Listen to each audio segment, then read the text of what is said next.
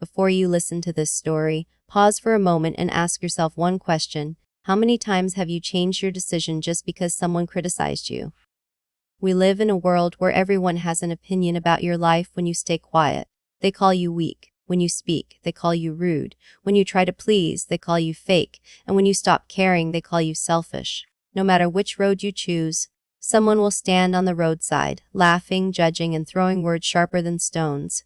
Some advice sounds wise, some sounds caring, but most of it is just noise. This story is not just about a man, a boy, and a donkey. It is about you, your dreams, your choices, your confusion when every voice tells you something different. So listen carefully, not to learn how to please people, but to understand why you never should. Let me tell you a story that has traveled through centuries, teaching one simple truth. You cannot please everyone, and the moment you try, you start losing yourself. A poor man and his young son once set out for the market with their only possession of value, a thin, gray donkey. The donkey's ribs were visible. Its ears drooped with tiredness, yet to the man and his son, it was hope on 4 legs. If they sold it well, there would be food on the table and maybe new clothes for winter. They began their journey at dawn. The road was long, dusty, and filled with gossip-loving villagers who considered passing judgment their favorite entertainment. The man walked quietly, holding the rope, while the boy walked beside him, humming softly. The donkey followed obediently. Soon, a group of men sitting under a banyan tree burst into laughter. "Are you both mad?" one shouted mockingly. "God has given you a donkey, not a pet dog, and still you walk like beggars," another sneered.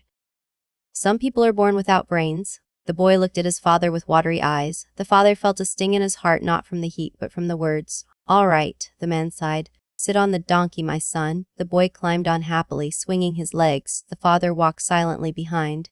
Not long after, they crossed paths with a group of women carrying water pots. One of them scoffed loudly. "Look at this spoiled child. Has shame died today?" Another snapped. "The poor old man walks like a servant while the boy enjoys a royal ride." The boy's smile vanished. His face turned red with embarrassment. "Father," he whispered, "people think I'm heartless." The man swallowed his pride, lifted the boy down, and mounted the donkey himself. They hadn't gone far when a group of young men began clapping sarcastically. "Bravo! What a loving father!" one laughed. "Look at his strength, riding like a king while the child walks barefoot," another mocked. "Some fathers sell their souls before selling their donkeys." The man felt his chest tighten. Guilt burned his conscience.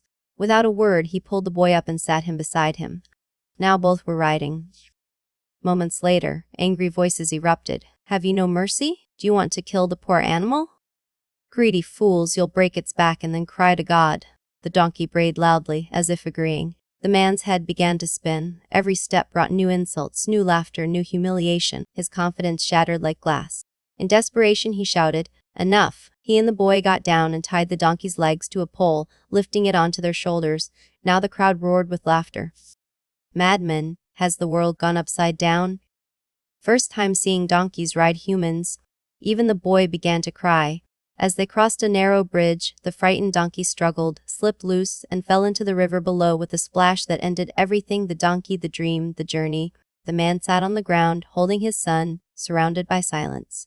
The lesson we learn from this story is when you try to please everyone, you lose everything. People will criticize no matter what you do, walk, ride, lead, or carry. So walk your path with wisdom, not noise.